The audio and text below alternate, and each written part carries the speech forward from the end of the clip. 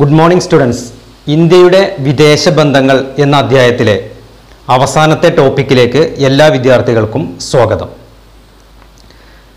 10ാം class വരെയുള്ള പാഠഭാഗങ്ങളിൽ രണ്ടാം ലോക മഹായുദ്ധത്തെക്കുറിച്ച് നമ്മൾ വളരെ വിശദമായി പഠിച്ചതാണ്. രണ്ടാം ലോക മഹായുദ്ധത്തിൻ്റെ അവസാനത്തിൽ 1945 ലോകത്തുള്ള 2 നഗരങ്ങളിൽ അണുബോംബ് വർഷിച്ചതായി കഴിഞ്ഞ പാഠഭാഗങ്ങളിലൊക്കെ നമ്മൾ പഠിച്ചിട്ടുണ്ട്. നമുക്കറിയാം, രണ്ടാം ലോക മഹായുദ്ധത്തിൻ്റെ അവസാനത്തോടെ ഹിരോഷിമയിലും നാഗസാക്കിയിലും 2 വലിയ ആണവ സ്ഫോടനങ്ങൾ നടത്തി. അമേരിക്കയാണ് ഏകപക്ഷീയമായി ഈ സ്ഫോടനങ്ങൾ നടത്തിക്കൊണ്ട് ആ യുദ്ധത്തിൽ വിജയിച്ചത്. എന്നാൽ ഇന്ത്യയിൽ എപ്പോഴെങ്കിലും ഇത്തരത്തിലുള്ള സ്ഫോടനങ്ങൾ നടന്നിട്ടുണ്ടോ? ഉണ്ട് എന്നാണ് ഉത്തരം. 1974 1998 ഇന്ത്യയുടെ രാജസ്ഥാൻ മരുഭൂമിയിൽ 2 സ്ഫോടനങ്ങൾ നടന്നു.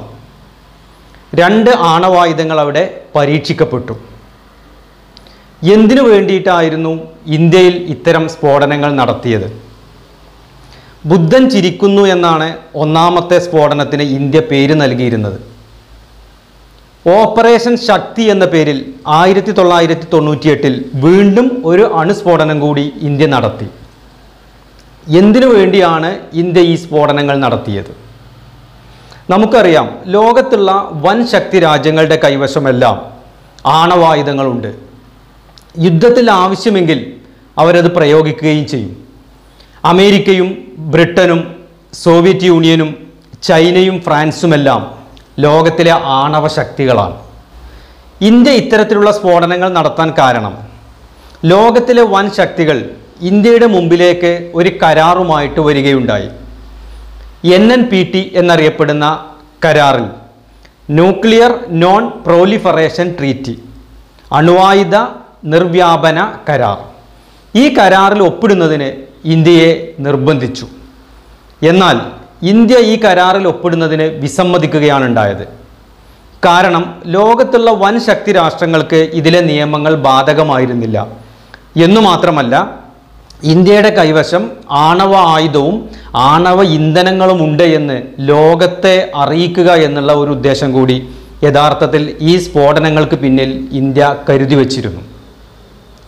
പിന്നീട് comprehensive test ban treaty CTBT എന്ന പേരിൽ പുതിയ ഒരു കരാർ കൊണ്ടുവന്നെങ്കിലും അതിലെ പല വ്യവസ്ഥകളും ഇന്ത്യ അംഗീകരിക്കാതെ തള്ളിക്കളയുകയാണ് ഉണ്ടായത്. അപ്പോൾ സ്വാഭാവികമായിട്ടും നമ്മൾ സംശയിച്ചേക്കാം, ഇന്ത്യ എന്തിനാണ് ആണവായുധങ്ങൾ കൈവശം വെക്കുന്നത്? ആണവ ഇന്ധനം സമാധാനം കാംക്ഷിക്കുന്ന ഒരു രാഷ്ട്രത്തിന് കൈവശം വെക്കേണ്ട ആവശ്യം എന്താണ്? അവിടെയാണ് നമ്മുടെ ആണവ നയം, ഇന്ത്യക്ക് കൃത്യമായ ഒരു ആണവ നയമുണ്ട് എന്നുള്ള കാര്യം വ്യക്തമാകുന്നത്. ഇന്ത്യ മറ്റു രാജ്യങ്ങളോട് ആണവ കാര്യങ്ങളിൽ എന്താണ് പുലർത്തിപ്പോരുന്നത് എന്നാണ്. നമുക്ക് പരിശോധിച്ച് നോക്കാം, ഇന്ത്യ സ്വീകരിച്ചിരിക്കുന്ന നിലപാട് എന്താണ്? ഇന്ത്യയുടെ ആണവ നയത്തിൽ എന്തെല്ലാം നയങ്ങളാണ്, എന്തെല്ലാം കാര്യങ്ങളാണ് ഇന്ത്യ സ്വീകരിച്ചിരിക്കുന്നത്? ഒന്നാമതായിട്ട് പറയുകയാണെങ്കിൽ, ആണവ ഇന്ധനം സമാധാനപരമായ ഉപയോഗത്തിന് മാത്രം. അതാണ് ഇന്ത്യയുടെ ആണവ നയത്തിൻ്റെ ഒന്നാമത്തെ പ്രിൻസിപ്പിൾ.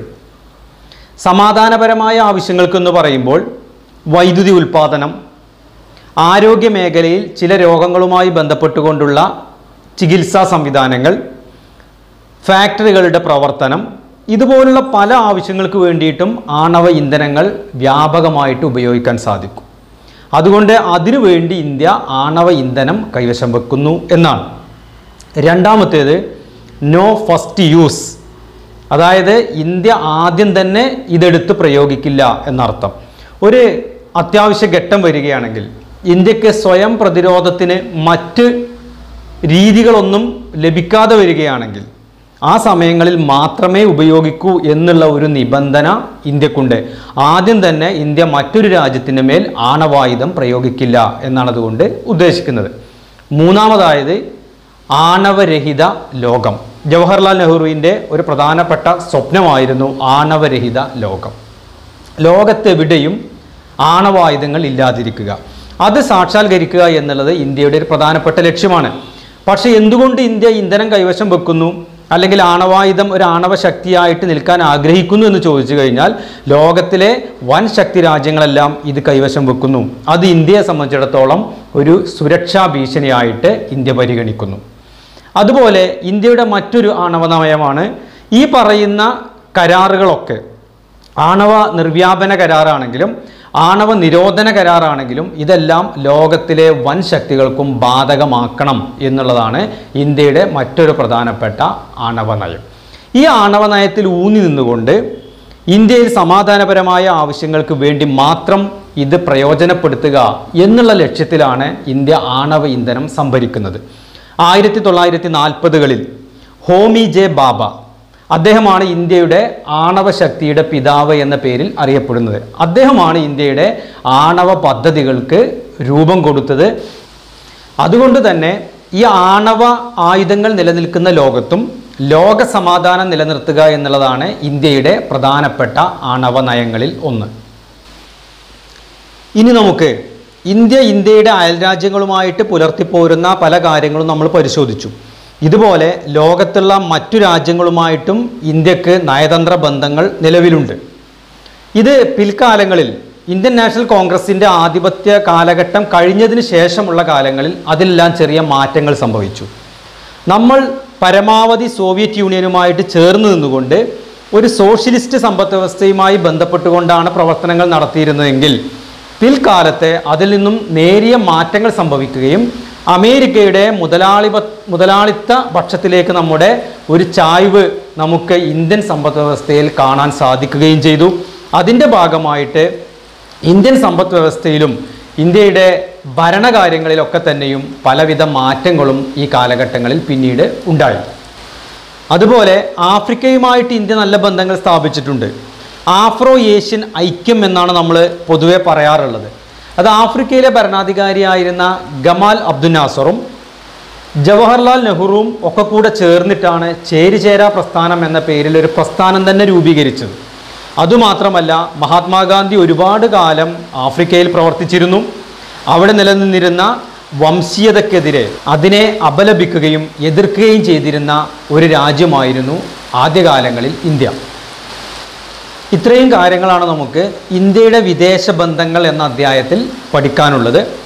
ഇതിൽ നിന്ന് നമുക്ക് പ്രതീക്ഷിക്കാവുന്ന ചോദ്യങ്ങൾ, ഈ ടോപ്പിക്കിൽ നിന്നും വരാവുന്ന ചോദ്യങ്ങൾ എന്ന് പറയുന്നത് ആഫ്രോ ഏഷ്യൻ ഐക്യം എന്താണെന്ന് സമർത്ഥിക്കുക എന്നൊരു ചോദ്യം വിരളമായിട്ട് പരീക്ഷയ്ക്ക് ചോദിക്കാറുണ്ട്. മറ്റൊന്ന്, ഇന്ത്യയുടെ ആണവ നയത്തിൻ്റെ പ്രത്യേകതകൾ എന്തെല്ലാം. ഇത് വളരെ ഇമ്പോർട്ടൻ്റ് ആയിട്ടുള്ള ഒരു ചോദ്യമാണ്. ടോപ്പിക്ക് ആവർത്തിച്ച് കാണുകയും ചോദ്യങ്ങൾക്ക് ഉത്തരം കണ്ടെത്താൻ ശ്രമിക്കുകയും ചെയ്യുക. നന്ദി.